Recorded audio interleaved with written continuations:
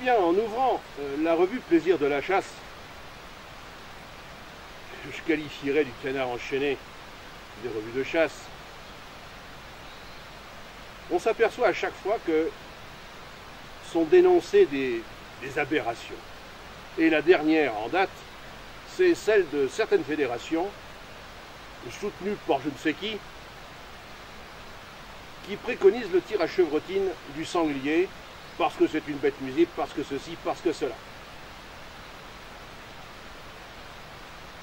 Le tir à chevrotine a été interdit sous l'action de l'ANCGG, dont j'ai l'honneur de faire partie, et que je soutiens activement, parce que je trouve absolument incroyable de cette attitude qui consiste à vouloir détruire et non pas chasser, et d'un autre côté, les conditions dans lesquelles ça s'opère.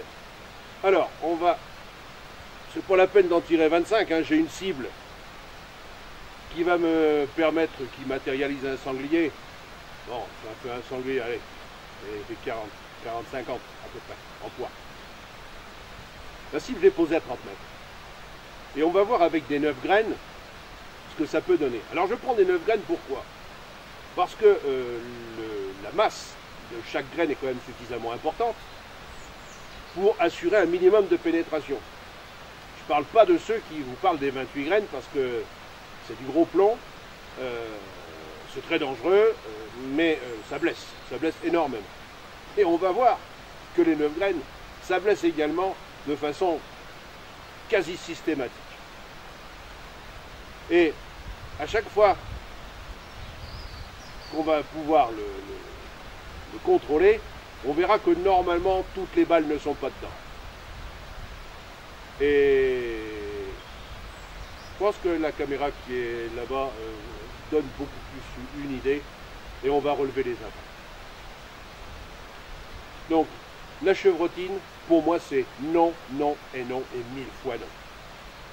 Parce que, à mon avis, si on veut vraiment dégoûter les gens de la chasse et faire un pas en arrière absolument extraordinaire, ben, il n'y a qu'à recommencer avec cette chose-là.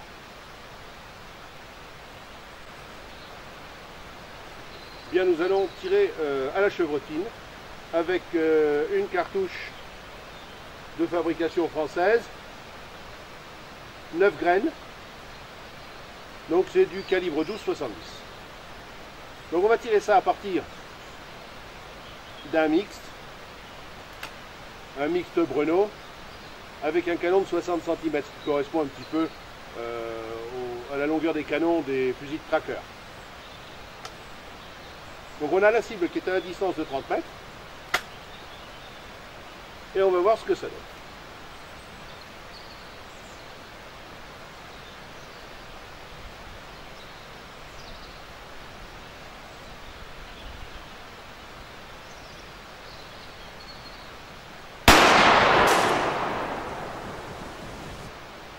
Alors on voit c'est viril, c'est très supportable. Maintenant, il va falloir aller compter les impacts en cible et voir quels sont les résultats.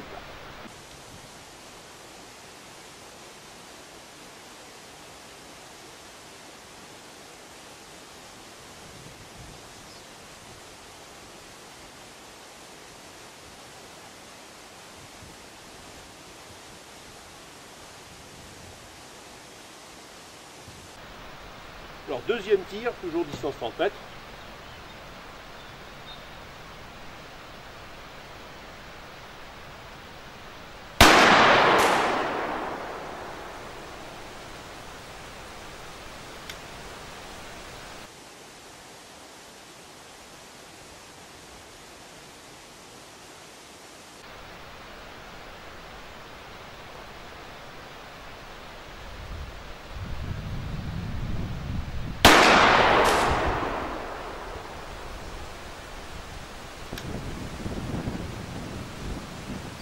Voilà, fin du tir. Je vais aller contrôler et marquer surtout les impacts de cette troisième cartouche, les impacts. Et on marquera là tout de suite après.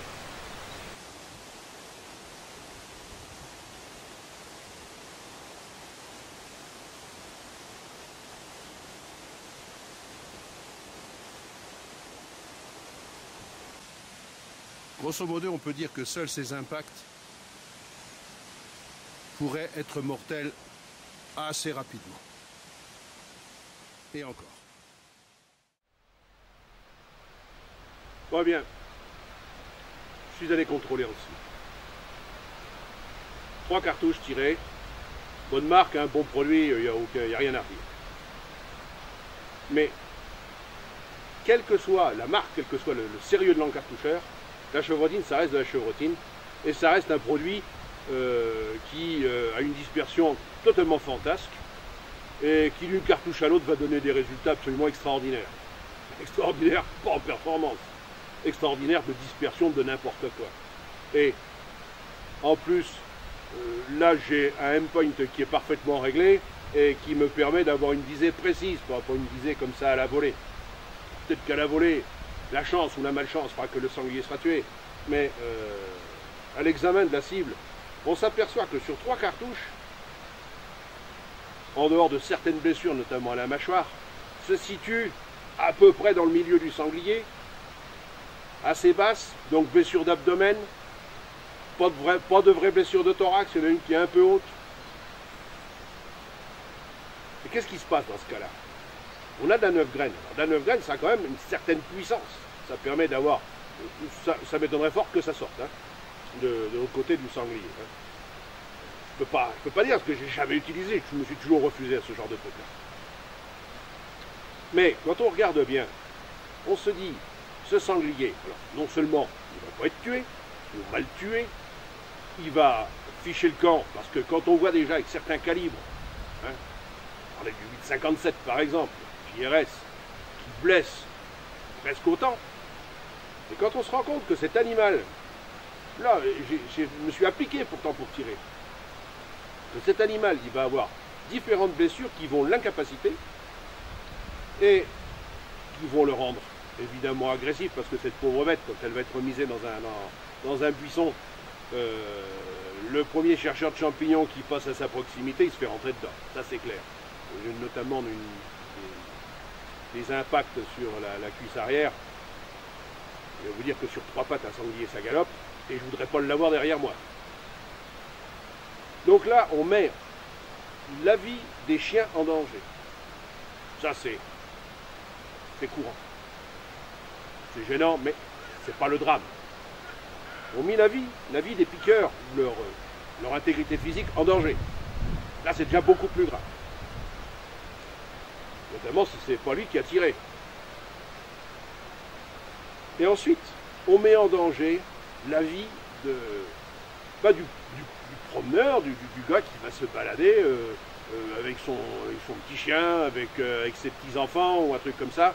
Je suis grand-père, je voudrais pas qu'un jour un sanglier blessé par des chevrotines, même par autre chose, mais par des chevrotines, parce qu'il y a une irresponsabilité des preneurs de décision, que mon petit-fils se retrouve escroqué pour la vie, me perdre, tout simplement.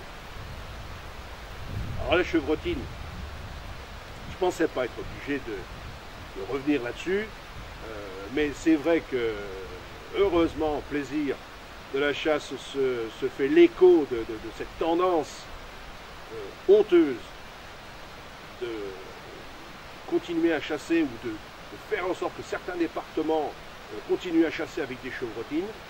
Déjà, les balles de fusil, pour lequel il est réglé ce mix, les balles de fusil, c'est ce que je dis, ça va, c'est pour le chasseur de bécasse qui va se retrouver avec son chien, qui va se faire bourrer, risque de se faire tuer son chien. On comprend qu'il n'y a pas à réfléchir, il charge une balle et il tue le sanglier. Il n'y a aucun souci. Bracelet pour bracelet, c'est pas un problème. Il ne va pas faire tuer son chien pour un sanglier. Mais, de voir ce qui se passe là, organiser la chasse avec des chevrotines, et alors, c'est pas les 9 graines qui préconisent, c'est les 28 graines. Les 28 graines, ça rentre pas. Ça rentre pas. Et je vous mettrai une photo sur la vidéo. On a récupéré, un jour, c'est mon fils qui a récupéré, il était jeune chasseur, il a récupéré un cerf, disons ce qu'il en restait, farci de chevrotines. Et quand on regarde bien, l'insertion de la chevrotine, il y en a notamment une au niveau du crâne. le veto qu'on a interrogé, il me l'a dit, il m'a dit, tu sais, il dit environ 3 semaines pour crever. Pour crever, parce que c'est pas autre chose, c'est pas mourir. Est-ce qu'on va continuer comme ça? Les écolos, ils sont où là? À nous expliquer la vie, en permanence. Ils se bougent là? On n'entend rien du tout. Alors, amis chasseurs, battez-vous, faites en sorte qu'on ne retourne pas à la barbarie. On ne fait que la combattre en permanence, en essayant de moraliser la chasse, de faire des choses intéressantes. C'est pas un tango. Alors arrêtons les pas en arrière. À bientôt.